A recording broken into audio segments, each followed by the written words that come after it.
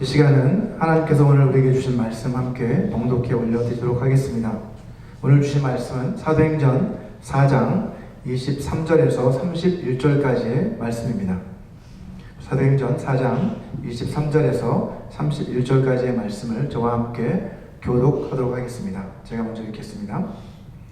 사도들이 노임에 그 동료에게 가서 제사장들과 장로들의 말을 다 알리니 그들이 듣고 한 마음으로 하나님께 소리를 높여드리되 대주제여 천지와 바다와 그 가운데 만물을 지은 이시오 또 주의 종 우리 조상 다윗의 입을 통하여 성령으로 말씀하시기를 어찌하여 열방이 분노하며 족속들이 허사를 경영하였는고 세상의 군왕들이 나서며 관리들이 함께 모여 주와 그의 그리스도를 대적하도다 하신 이로소이다.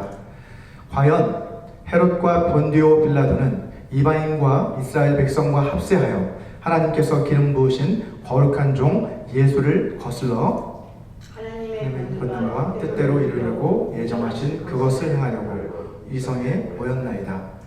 주여 이제도 그들의 위협함을 굽어 보시옵고 또 종들로 하여금 담대히 하나님의 말씀을 전하게 하여 주시오며 손을 내밀어 병을 낫게 하시옵고 표적과 기사가 거룩한 종 예수의 이름으로 이루어지게 하옵소서 하더라. 다 같이 읽겠습니다.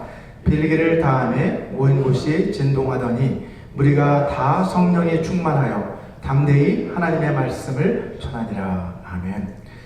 지난 시간에는 베드로와 요한이 산에 들인 공회로부터 더 이상 예수의 이름으로 말하지도 말고 가르치지도 말라라고 하는 그러한 위협을 받고 나서도 그들은 부활의 증인으로서 또 복음 전파의 사명을 받은 자로서 또 그리고 그리스도의 강권적인 그 사랑을 경험한 자들로서 그들은 더 이상 침묵할 수 없다.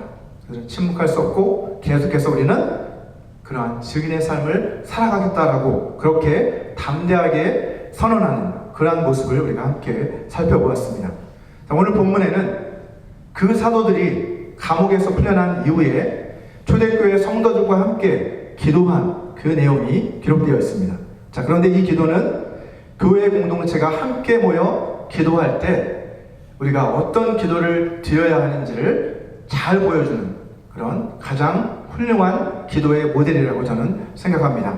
오늘 본문 23절을 한번 보시면 감옥에서 풀려난 베드로와 요한은 곧바로 그 동료들에게 가서 제사장들과 장로들이 한 그 말을 다 알립니다. 자, 여기에서 동료들이라고 했는데 동료들이라고 되어 있죠. 원래 원문에는 복수로 되어 있는데 이 동료들이란 감옥에 갇힌 이 두 사도를 위해 함께 모여서 기도하고 있었던 초대교회 성도들을 가리키는 것입니다. 아마도 그들이 모여 기도하고 있었던 그 장소는 초대교회 공동체가 시작되었던 마가의 다락방이었을 가능성이 가장 큽니다. 사도행전 12장을 한번 보면 교회에 대한 헤롯 왕의 박해가 일어났을 때에 사도 베드로가 감옥에 갇히게 됩니다. 그 사건이 그곳에 12장에 기록이 되어 있는데 그때 교회가 그를 위해 간절히 기도했다라고 성경은 기록하고 있습니다. 사도행전 12장 5절 말씀이죠. 이에 베드로는 옥에 갇혔고 교회는 그를 위하여 간절히 하나님께 기도하더라 라고 말씀하고 있습니다. 자, 이러한 교회의 기도를 들으시고 하나님께서는 천사를 보내십니다. 그래서 베드로를 감옥에서 이끌어내시죠. 자, 그런데 감옥에서 나온 뒤에 베드로가 향했던 곳은 바로 마가의 어머니 마리아의 집이었다라고 사도행전 12장 12절은 기록하고 있습니다. 깨닫고 마가라 하는 요한의 어머니 마리아의 집에 가니 여러 사람이 거기에 모여 기도하고 있더라 라고 기록합니다.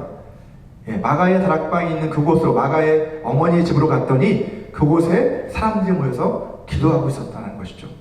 자, 그 집, 이 마가의 어머니의 집, 그 집은 바로 예수님이 12제자와 더불어 마지막 만찬을 나누셨던 마가의 다락방이 있었던 집이었고 또 그곳은 예수님이 승천 이후부터 오순절 날이 이르기까지 약 40여일 동안 초대교회 성도들이 함께 모여서 하나님 아버지께서 약속하셨던 그 성령을 간절히 기도하며 기다렸던 그 장소가 또 이곳이었습니다. 당시 초대교회 성도수는 이미 수천 명이 넘었기 때문에 온 교회가 사실은 마가의 다락방, 한 120여 명이 들어가는 그 마가의 다락방에 모인다는 것은 사실은 불가능한 일이죠. 따라서 사도행전 22장에서 당시 교회가 베드로를 위해서 기도했다라고 하는 이 표현은 다른 사도들과 함께 교회의 리더들은 아마도 마가의 다락방에 모여서 기도를 하고 있었을 것이고, 다른 각 성도들은 어떻게 했겠습니까? 각 가정에서 모여 아마 그를 위해 기도하고 있었다는 것을 의미하고 있는 것이죠. 오늘 본문 24절을 한번 보시면 이 두 사도의 그 말, 그 보고를 듣고 나서 그들은 한 마음으로 하나님께 부르짖어 기도했다라고 기록하고 있습니다. 자, 여기에서 한 마음으로, 이것은 한 마음으로라고 이렇게 번역하고 있는 이 원래의 헬라어 단어는 호모 수마돈이라고 하는 단어인데, 호모 수마돈이라는 단어는 호모라는 단어와 호모, 우리가 그 호모처럼 그 호모는 같은 이라는 뜻이에요. 원래 동일하다, 같다, 호모. 자, 그리고 수마돈이라는 것은 수모스라고 하는 단어에서 온 건데, 이 수모스는 열정, 패션을 의미합니다. 또는 그냥 마인드, 우리의 마음, 이런 뜻을 가지고 있어요. 그래서 이 말은 결국 같은, 그 다음을 넘겨주시면 같은 마음으로, 한 마음으로 라는 것은 with same mind, 같은 마음으로, 또는 같은 열정으로, with the same passion, 이렇게. 그래서 영어 성경은 with one accord 이렇게 번역을 하고 있습니다. 자, 한 마음으로 그들은 하나님 앞에 기도했다라고 이렇게 기록하는데, 이 문장의 주어는 복수형으로 되어 있어요. 그리고 동사도 역시 복수형으로 되어 있습니다. 자, 이것을 봤을 때 이 본문에 기록된 이 기도는 복수형 주어이기 때문에, 또 동사이기 때문에 여러 사람이 기도하는 것으로 이렇게 기록했다는 것이죠. 그래서 개인 기도가 아니라 공동체 기도가 분명하다는 것입니다. 자, 그런데 오늘 본문에는 그들이 드린 이 기도의 내용이 하나만 기록이 되어 있다는 것입니다.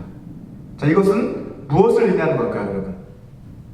분명 기도한 사람은 여럿인데 그 내용은 한 가지다. 그것은 우리가 여기서 분명한 것은 뭐예요? 우리가 수요 기도를 마칠 때 다 같이 주기도문으로 예배를, 기도회를 마치겠습니다 라고 할 때처럼 주기도문을 암송하는 것처럼 그렇게 이 기도문을 단체로 암송하지는 않았을 거라는 사실이죠. 그러한 형태는 아니었을 거예요, 분명. 자, 그러면 도대체 그들은 어떤 기도를 했을까요? 어떤 형태로 기도를 했을까요? 가장 합리적인 추측은 뭐예요? 한 사람이 대표로 기도를 인도하고 다른 사람들은 그것에 마음을 같이 해서 그 기도에 동참했다라고 하는 것이 가장 합리적인 추측이라고 할 수 있습니다. 성경학자들에 따르면 그 당시에는 이런 형태의 기도가 보편적이었다고 해요. 자, 한 마음으로 하나님께 소리 높여 이르되 라고 하는 이 표현에 착안을 해서 저는 교회 공동체가 한 마음이 되어서 드리는 그 기도의 형태를 가리켜 한마음 기도라고 그렇게 이름을 붙여보았습니다. 자, 이러한 기도의 형태는 오늘날 우리 주일 예배 가운데 드려지는 대표 기도와 아주 흡사하죠. 보통 한 마음으로 우리가 기도하자라고 이렇게 이야기를 하면 어떤 걸 떠올립니까? 같은 기도 제목을 이렇게 던져주고 여러 사람이 동시에 그것을 놓고 기도할 때 보통 우리 한 마음으로 기도합시다 이렇게 이야기를 하잖아요. 하지만 여기서 말하고 있는 한마음 기도는 그런 형태가 아니라는 것이죠. 사실 동일한 기도 제목을 놓고 여러 사람이 동시에 같이 기도하는 그런 형태가 있죠. 그 가장 대표적인 기도 형태가 뭐예요? 통성기도죠. 통성기도. 같이 기도 제목을 주고 같이 통성으로 같이 기도하는 겁니다. 자, 기도 제목은 같지만 각자 자신의 표현으로, 자신의 고백으로 하나님 앞에 기도하는 것이죠. 그게 통성기도입니다.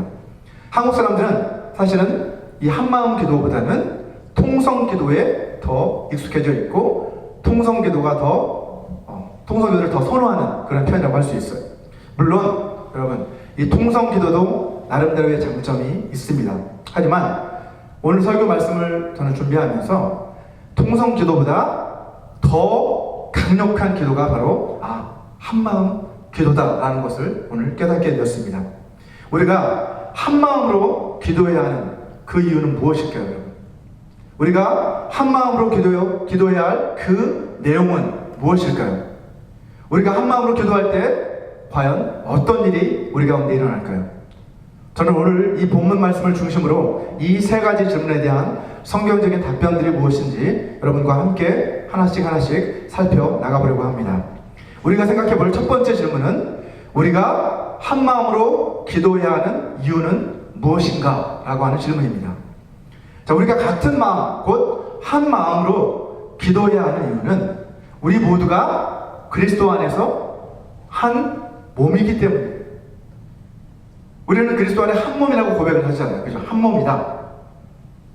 그냥 추상적인 의미가 아니라는 것이죠. 더 실제적인 의미라는 거예요. 우리가 그리스도 안에 한 몸이 되었다라고 하는 것은 그리스도의 몸이 되었다라는 거예요. 지체가 되었다는 겁니다. 자, 몸이 하나면 사실은 어때요? 마음도 하나인 것이 당연한 것입니다. 몸이 하나인데 마음이 여럿인 것은 뭐라고 그래요? 다중인격 장애라고 합니다. Multiple Personality Disorder라고 표현하는데 한 몸인데 막 이 안에 여러 가지 정신이 왔다 갔다 하는 거예요.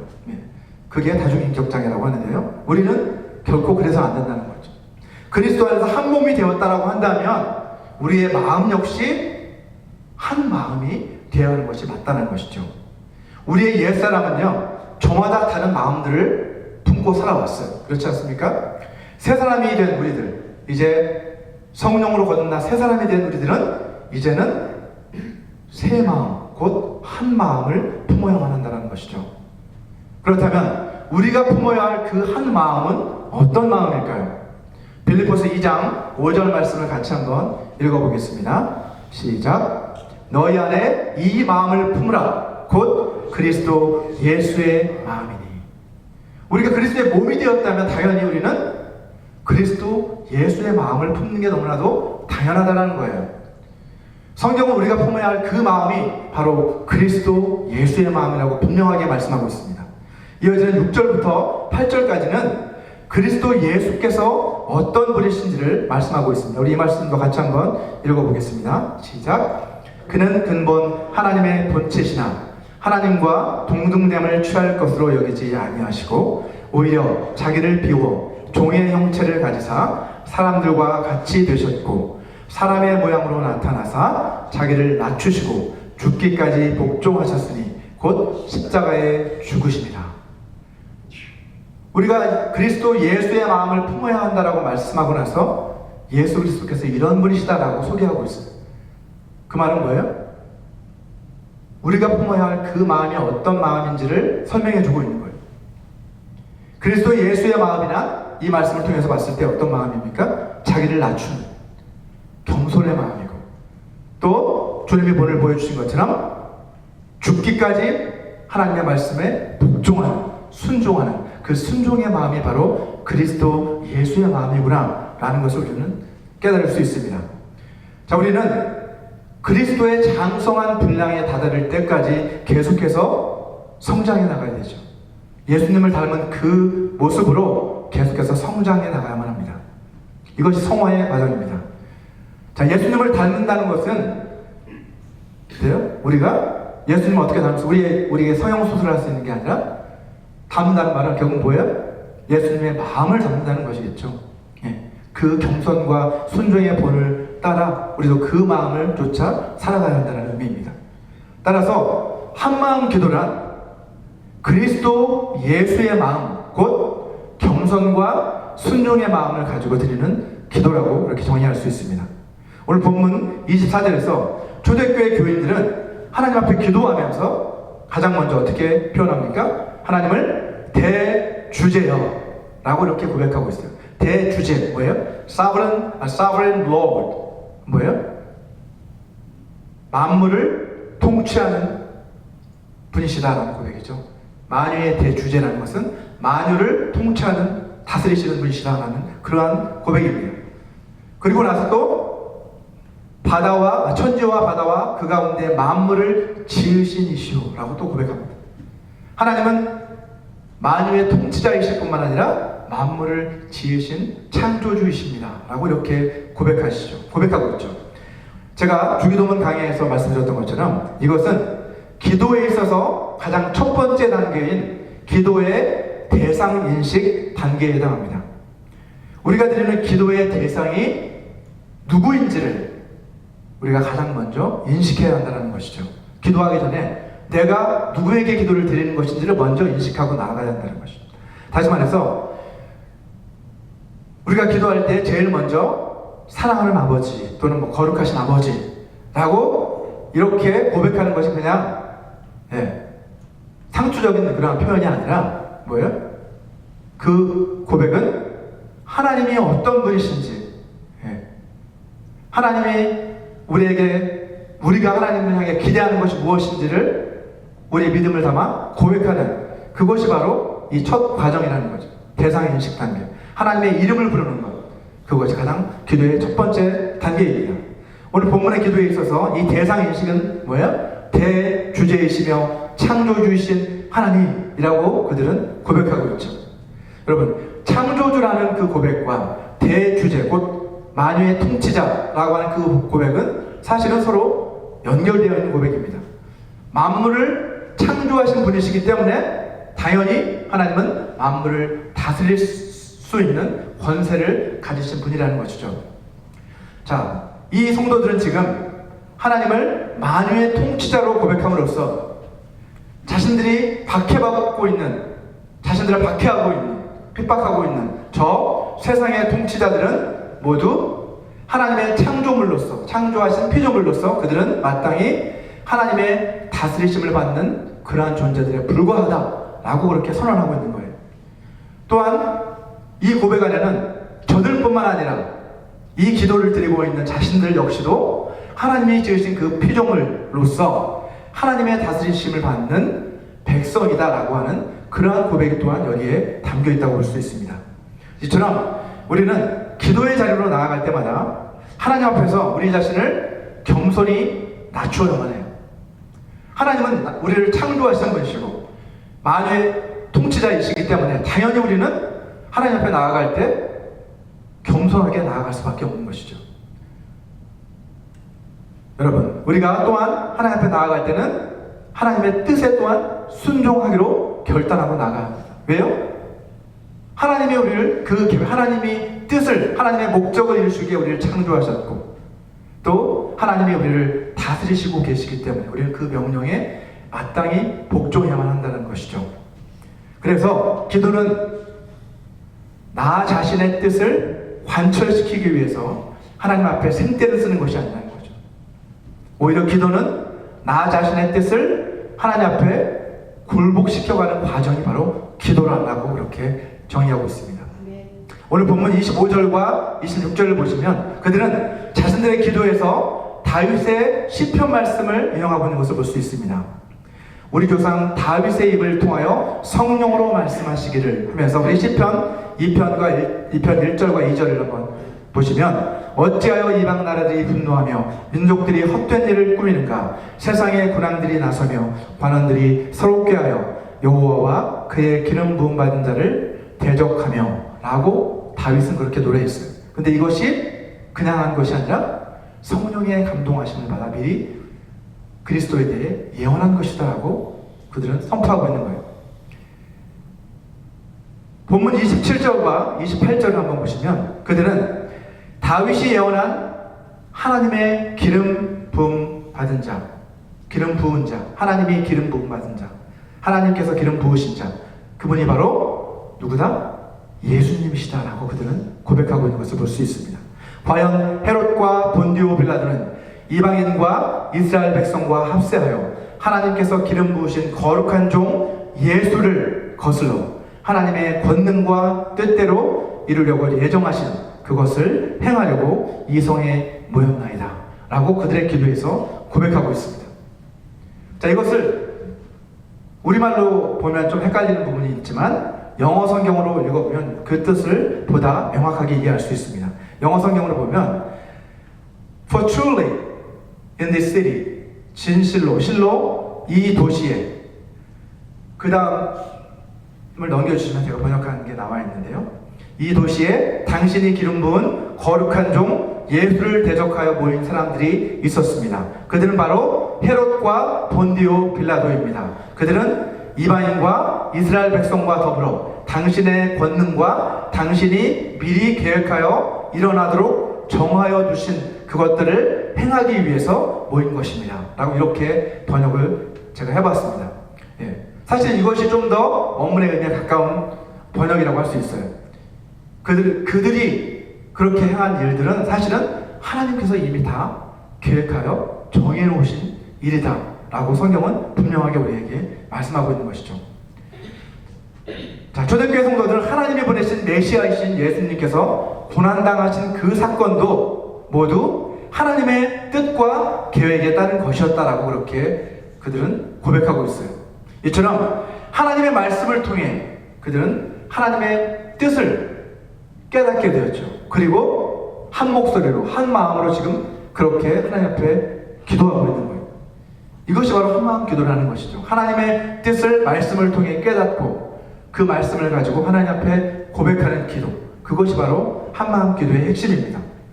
여러분, 같은 시간, 같은 공간 안에 모여서 우리가 함께 기도하지만 각자 자신이 옳다고 생각하는 대로, 자기의 감정이 이끌리는 대로 우리가 기도를 한다고 한다면 그것은 결코 한마음 기도가 될 수 없습니다.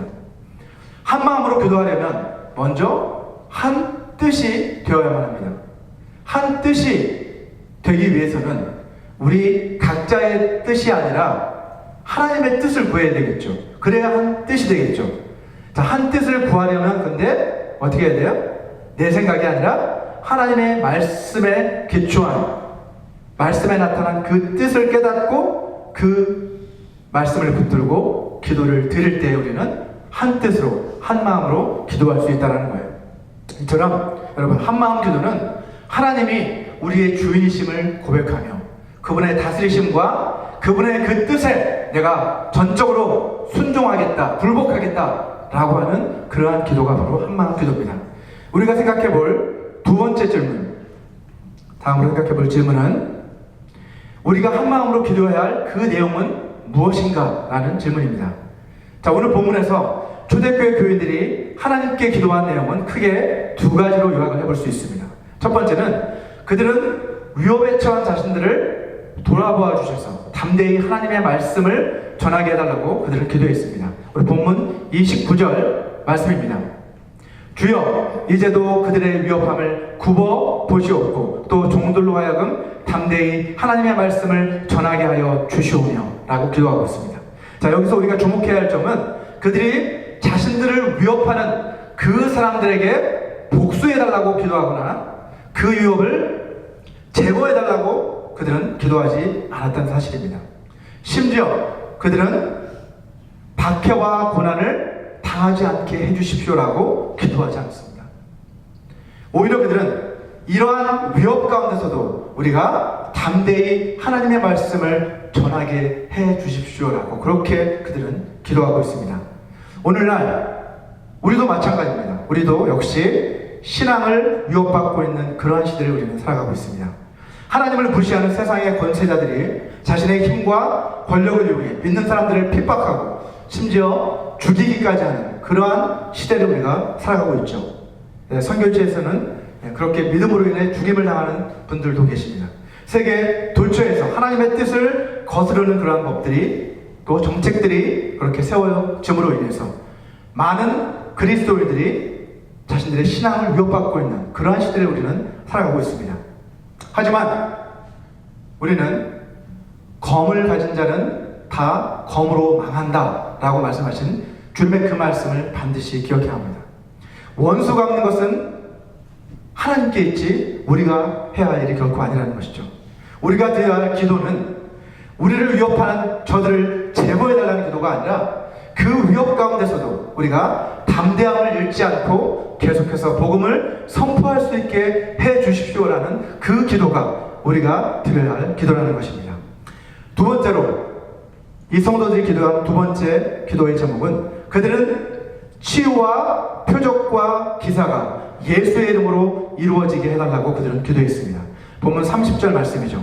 손을 내밀어 병을 낫게 하시옵고 표적과 기사가 거룩한 종 예수의 이름으로 이루어지게 하옵소서 하더라.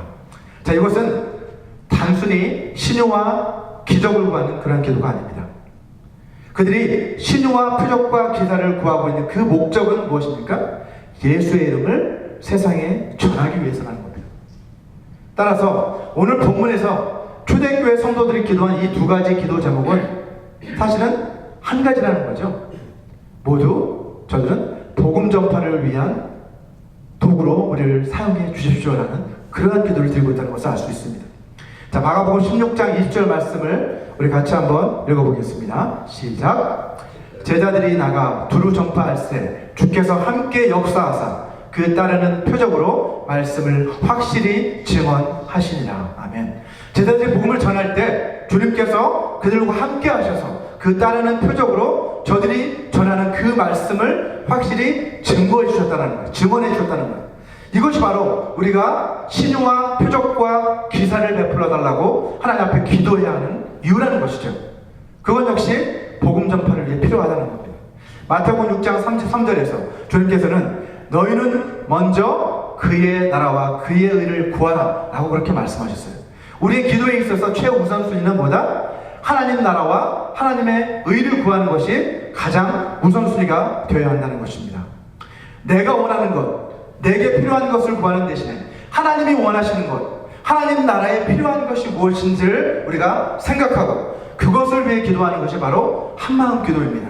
자, 그런데 주님께서는 한마음 기도가 개인 기도를 응답받는 비결이다라고 또한 말씀하고 계시죠. 그의 나라와 그의 의를 구하면 이 모든 것들, 곧 너희에게 필요한 모든 것, 너희가 원하는 그 모든 것을 응답해 주시리라 라고 그렇게 약속하고 계십니다. 자, 우리가 이 말씀을 기억하고 우리는 먼저 하나님의 나라와 의가 무엇인지를 기도하는 그런 삶을 살아야 되겠죠. 자, 우리가 마지막으로 함께 생각해 볼 질문은 한마음으로 기도할 때 과연 어떠한 일이 일어나는가 하는 것입니다. 오늘 본문 마지막 3절, 마지막 31절을 한번 보니까 초대교회 성도들은 기도를 마치자 어떤 일이 그들 가운데 일어났습니까? 빌기를 다하니까 기도를 마치자 모인 곳이 진동했다라고 기록하고 있어요. 자, 그들이 기도를 마치자 모인 곳이 진동했어요. 성경에서 이러한 진동 현상, 떨림 현상은 무엇을 나타냅니까? 하나님의 임재를 나타내고 있습니다. 우리 출애굽기 19장 18절을 보면 시내산의 연기가 자욱하니 하나님께서 불 가운데서 거기에 강림하심이라. 그 연기가 옹기가마 연기같이 떠오르고 온 산이 크게 진동했다라고 그렇게 기록을 하고 있죠. 자, 이 장면은 모세가 하나님을 맞으려고 백성들과 함께 시내산 기슭에 가 서서 있을 때 일어난 사건이었습니다. 산기슭에 서 있는데 막 산이 막 진동을 하는 거예요. 얼마나 두려웠겠습니까? 하나님께서 그곳에 임재하셨던 것이죠. 그래서 산이 흔들렸다라고 성경은 기록합니다. 저는 20살 때, 미국 나이로 20살 때 교회 수련회에서 예수님을 처음 만났습니다. 강사 목사님이 전하시는 회개에 대한 설교 메시지를 듣고 나서 그 이후에 회개 기도를 하는, 다 같이 회개 기도를 하는 그 시간에 예수님을 영접하게 됐습니다. 저 자신이 얼마나 큰 죄인인지를 저는 깨닫고 그 시간에 통곡과 눈물로 회개의 기도를 올려드리고 있었어요. 자, 그런데 하나님께서는 그때 천둥과 같은 소리로 저에게 말씀하셨어요. 내가 곧 길이요 진리요 생명이니 나로 말미암지 않고는 아버지께로 올 자가 없느니라 라고 하는 그 음성을 분명히 들었습니다. 저는 그 수련회에서 난생 처음으로 성경을 읽을 정도 성경을 몰랐어요. 이 말씀도 사실은 들었을 수도 있겠지만 알지 못하는 말씀이었을 수 있습니다.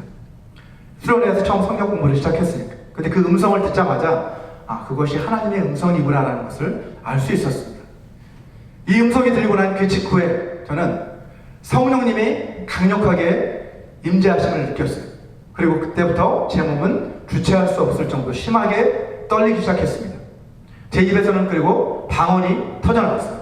그리고 그 진동은 3시간이 넘도록 계속되었습니다. 다음날 새벽까지.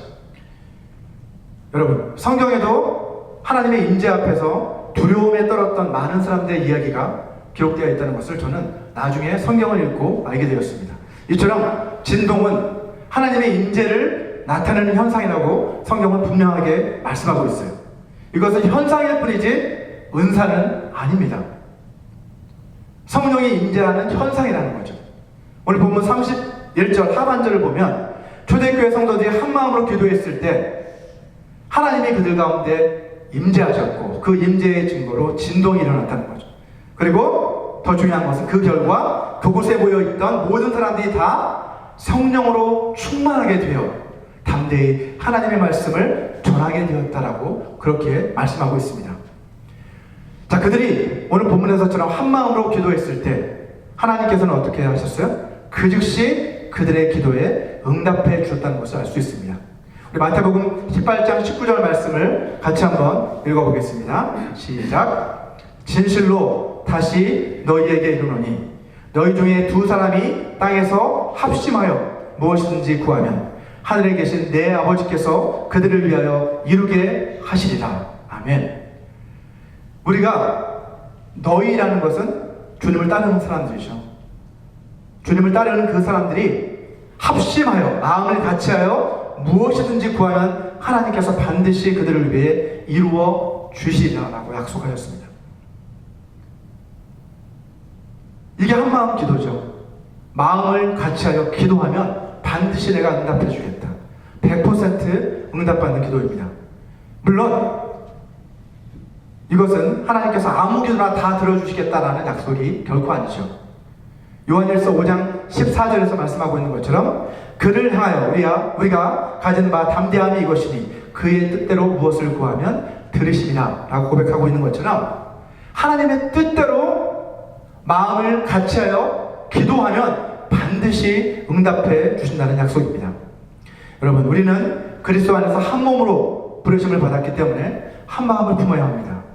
우리가 품어야 할 그 마음은 그리스도 예수의 마음인데 그것은 겸손과 순종의 마음이라고 말씀드렸습니다. 한마음 기도는 겸손과 순종의 마음으로 먼저 하나님의 나라와 하나님의 뜻을 구하는 기도가 바로 한마음 기도입니다.